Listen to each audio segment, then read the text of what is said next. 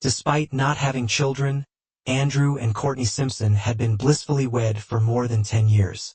Although they both desired children, they postponed having them until they were secure in their employment and could provide for their family on a single income. They were both prosperous lawyers in their 30s. Drew was a civil law litigator, and Court practiced contract law for a prominent local firm in their hometown.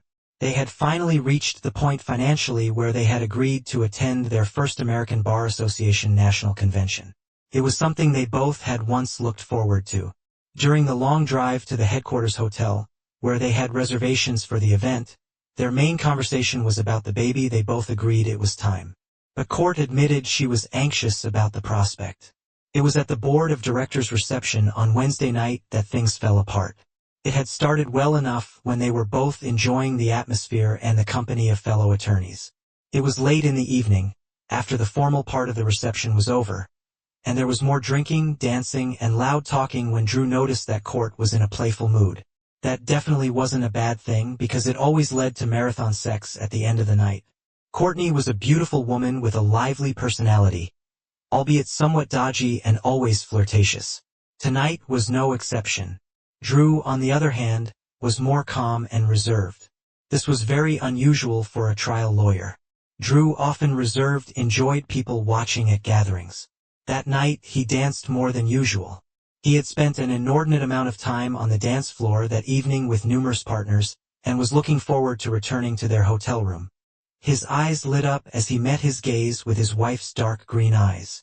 She had that smoky, sexy look in her eyes, and he was ready to take her right there in the club. She leaned forward, revealing most of her thigh and lush breasts. She let out a low, approving whisper and purred, "I want to have fun tonight, honey." Without taking her eyes off of him, she added, "I can see that. I can feel it too, baby. Let's go to the room. Look around, honey, we've never been in this town before. Do you see anybody you know?" Drew looked around reflexively. "No, I don't think so. What's the matter? You, want to have fun tonight?" He couldn't help but notice the heavy emphasis on I. He was stunned. He had no doubt realized what she was talking about. But although he was deeply shaken and badly wounded, like a trial lawyer, he instinctively knew not to show his true emotions. Drew couldn't imagine where it came from. The only thing he could point to as a possible warning sign was his wife's reluctance to have a child. And yet she had just agreed to do just that. "I see, but what about our relationship?" She ignored his question. She wasn't a trial lawyer, but she knew how to question witnesses and knew not to let her opponent distract her attention. She sighed and held his hand firmly on her vulva. "Have I been a good wife in the 15 years we've been together? Have you ever had the slightest doubt about my love and total devotion to you since we became exclusive freshman year? Name one time, one instance, just one. I know I flirt, but have you ever had any doubts about me when you've watched me do it?" You'd think she had just made the simplest of rookie mistakes a lawyer can make. Asked a question she didn't know the answer to. But in truth, there was no mistake because she knew the answer. "No, there wasn't. I never had any doubts about your commitment to our relationship until 30 seconds ago." Why now? He had accepted the inevitable. It was amazing how quiet she seemed in the middle of a nightclub, with flashing lights, loud music, and a DJ with over 200 drunken lawyers crowded around her. In the midst of it all, they spoke in a normal voice, but they didn't miss a syllable from each other. "I told you, I'm ready to give birth. I just want this weekend to be for me. I deserve it. And on Monday, I'm throwing away my birth control pills for the sake of our future." She pushed his hand away, leaned back in her chair, and crossed her arms over her chest, emphasizing her ample cleavage and letting him knowing the conversation was over. "I understand. Have you chosen anyone yet?" he asked, though he naturally already knew the answer to his question. "Yes," she answered quietly but firmly. "Okay, one last question. What reward are you willing to pay?" "What kind of reward? Don't fool around with me. You're a contract lawyer, you know what remuneration is. What are you offering me for consideration? What price are you willing to pay?" Now he was close to losing control. He was dumbfounded at how quickly his life was falling apart. "Honey, the only price in question is your ego. I know that by doing this, I will hurt you, and I will spend the next 30 years making that pain go away. It has nothing to do with what we have. It's Wednesday night, and we don't have to check out until Saturday morning. I'll be back in our hotel room Friday night, and we'll start practicing making babies. It's going to be okay. It was over 15 years together, over 10 years of marriage. The end of our family that would never be. No baby showers, birthday parties, first days of school, graduations, brides or grandchildren bouncing in our laps. She just admitted to willfully hurting her husband, deliberate misbehavior, if you will, and she didn't even blink. For some reason, it didn't matter to her. All right, I'm going to bed. I don't know when I'll see you, he said, turning and walking away without looking back. He heard her calling for him, but he no longer cared what she said. Well, that went better than I expected. Courtney thought smugly to herself. What was that, I don't know when I'll see you thing? She pondered. No more about it. She turned her attention to her intended target. She looked into his eyes and smiled seductively, stood up, and crept toward him. She couldn't remember his name, but she did remember that they had done some dirty dancing recently. The incredible truth was that until that very moment, she'd never once considered Ed being unfaithful to Drew. She'd suddenly made a life-ruining decision that she really just hadn't imagined. Drew didn't know how he managed to get back to the room. He vaguely recalled someone asking if he was okay while he was in the elevator, but his head was spinning, and he was in mild shock at what had happened. Everything seemed so unreal. Just 1 minute, he was fantasizing about the great sex he and Court would have, and the next minute, his marriage was over. He wasn't sure how long he sat on the edge of the bed, staring at the wall, but eventually, a plan formed. He knew what he had to do and forced himself to go forward. It was only a 3.5-hour drive home, but Drew knew he had a couple of days to get everything done. He realized that to Courtney he didn't exist for the next 48 hours. He had plenty of time to do what needed to be done. First thing in the morning, he needed to report their joint credit card stolen. If he was lucky, some hotel maid would find Court's purse she'd left in the room, and take it without reporting it. Drew wasn't going to touch anything his soon-to-be ex-wife had left in the room. He also figured that having the hotel maid pick up the purse would at least give him until Tuesday. The divorce itself would be simple and clean. They lived in an immaculate state with no children, no house, and no joint assets. They had always kept their finances separate and contributed to expenses equally. They made about the same amount of money, but the divorce was the easy part. Starting over was the much harder part. Drew quickly packed his suitcase and was ready to head out the door. He paused for a moment and considered leaving her a note, but then changed his mind, stepped out into the hallway, and headed for the elevator. The sound of the room door automatically closing echoed down the hallway and signaled that he was closing the door to his previous life. A thought occurred to him on the way to the lobby, and he stopped at the front desk to see if everything was okay. My wife is in the car. We have an emergency at home and need to leave immediately. We left the keys in the room. He saw the officious clerk press a couple of keys and realized the cards were inactive. He couldn't help a slight smile as he walked outside, knowing how much trouble Courtney would be in a couple of days. 7 years later, Drew sat in the hotel restaurant, sipping iced tea and waiting for his food to arrive. The seminar had indeed been interesting, and it should be a valuable learning experience to help him in his family law practice. He noted that the date on the paper someone had left on the worn vinyl seat was almost 7 years since his final divorce. Wow, time has flown by, he said, realizing only after he'd spoken that he'd done so out loud. Slightly embarrassed, he looked around to see if anyone had heard him. He hadn't thought about Courtney in a long time, although his divorce was relatively easy. The experience made him realize how unfair the so-called no-fault system can be to the party who has been treated unfairly. Honestly, though, the system existed because some people can't handle their own lives. They acted like children and tried to wreak havoc on the other side, and the system had to step in and solve it for them. These were the cases where the old axiom "no one wins in divorce" was actually true. In any case, it was the motivation Drew needed to change his major to family law. The truth, as he discovered, was that most divorces these days really only happen because both parties have made up their minds. There were few arguments, and both parties worked to end their situation as quickly and painlessly as possible. He dealt with any case that was presented to him, however. He did enjoy dealing with the relatively rare case of adultery, and he suspected that his client's spouse was trying to tighten the screws on his client. His musings were abruptly interrupted by a voice he still recognized. "Hey, Drew. How you doing?" He looked up and, unbelievably, saw her.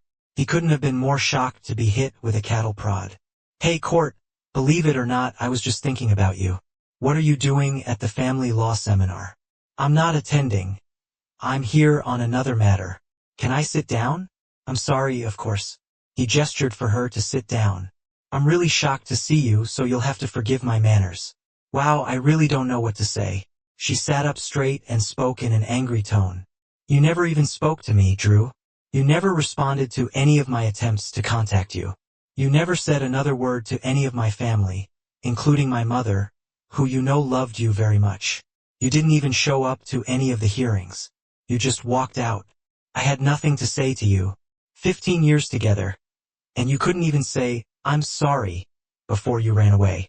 I went up on our front porch that Monday night and was served divorce papers before I could get through the door. When I finally got inside, there wasn't a single thing in the apartment that reminded me of you or our marriage. I see you destroyed our marriage in the blink of an eye with an incredibly selfish act, and the bad guy is me. If that's all you have to say, just go away and leave me the hell alone, Drew. I'm sorry, just get out of here." Court. Now he turned black with rage. Most of the restaurant was now looking at them. She stood up and stumbled away in tears.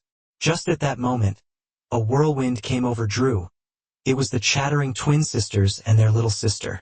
They came at him full speed like they usually did. His wife was right behind them.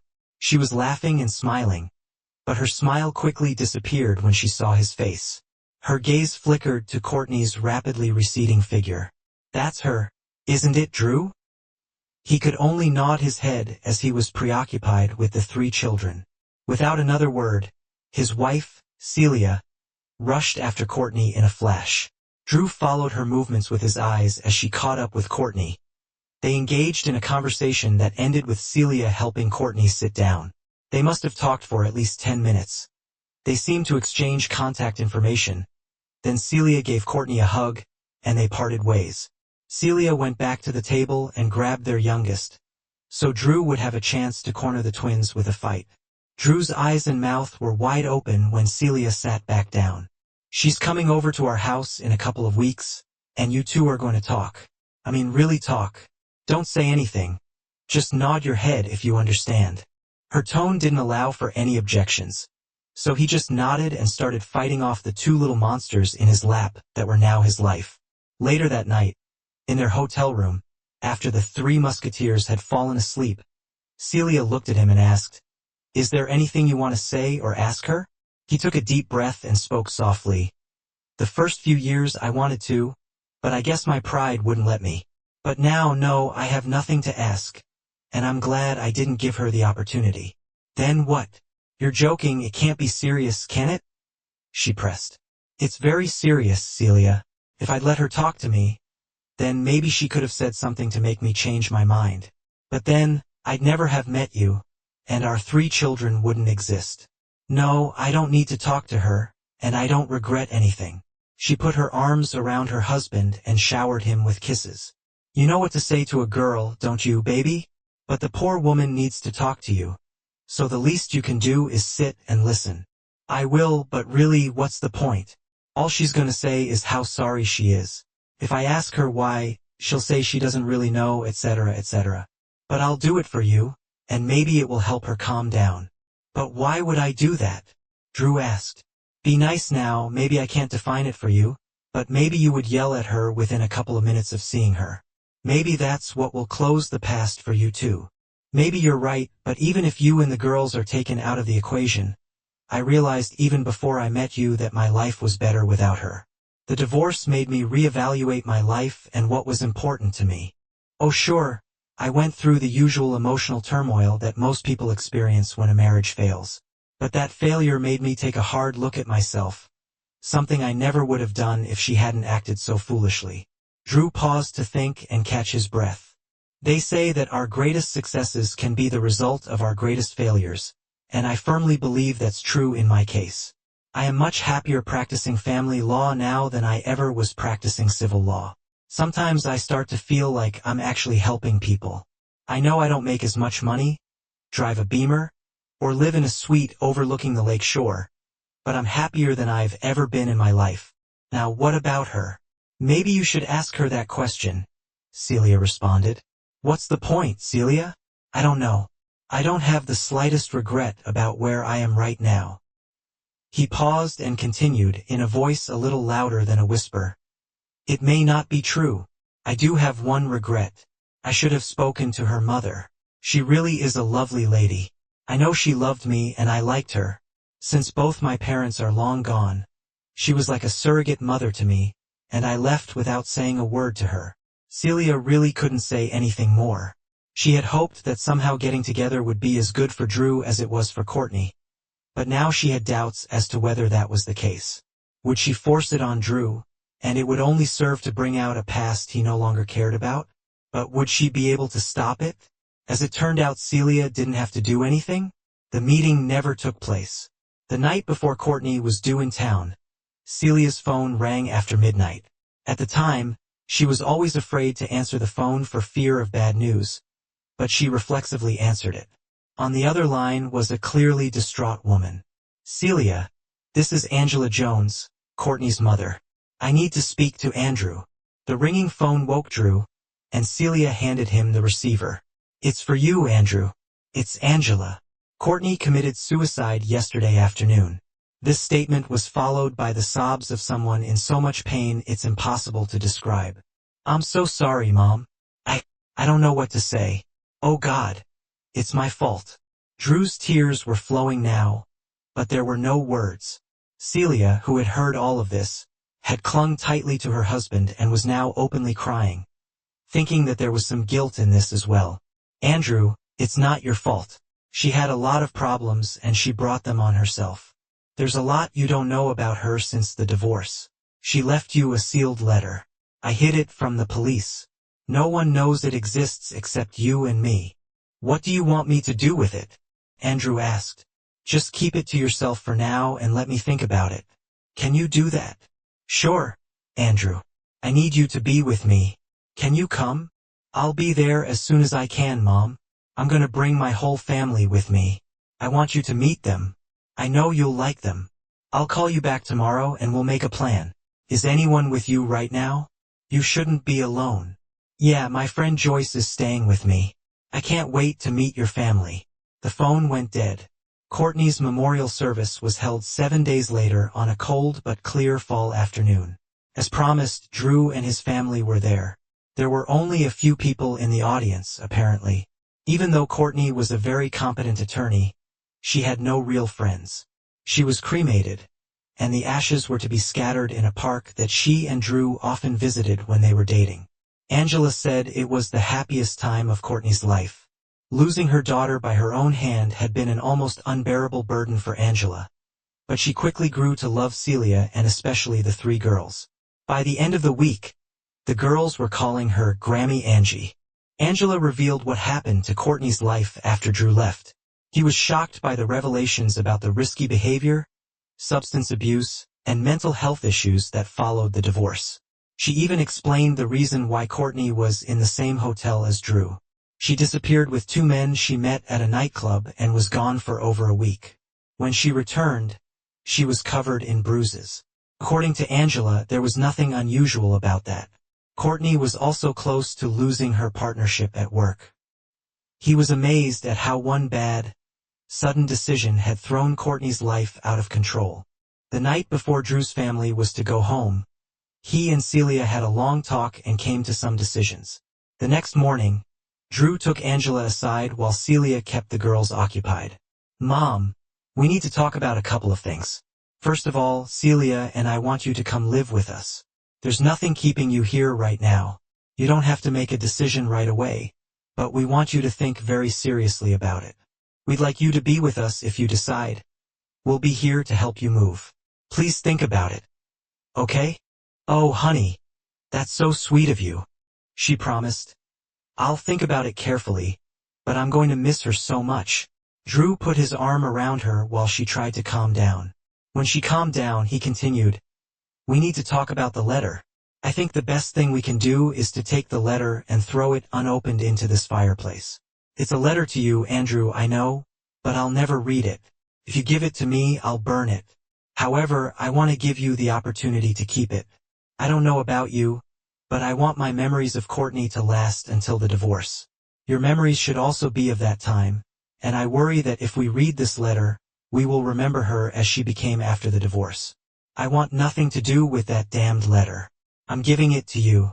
If you decide to read it, the only thing I would ask is that you never, and I mean never, mention anything about it to me." Angela was shocked by his answer but began to understand Andrew's reasoning. She desperately wanted to remember her daughter as she had been before her actions had fractured her life. Maybe there was genuine remorse there and an acknowledgement of how painful her decision had been, but maybe there was only more pain inside. Andrew told her about how the meeting with Courtney had gone a few weeks ago. What if Courtney only had more anger and guilt to unleash on Andrew? Courtney wasn't in the best mental state, especially since confronting Andrew. Angela was tearing herself apart before they left for home. Celia also had a private conversation with Angela. "Please, please, please come live with us. We really want you to be a part of our family's life. I don't think you realize how important you are to Drew. I promise, honey. I'll think about it. It would be nice to be around young people again," Angela said thoughtfully. Angela fell into a chair across from the fireplace in the main room while Drew and his family drove home together, crying and hugging. She took out the letter and gave it a serious look. She knew she had a decision to make.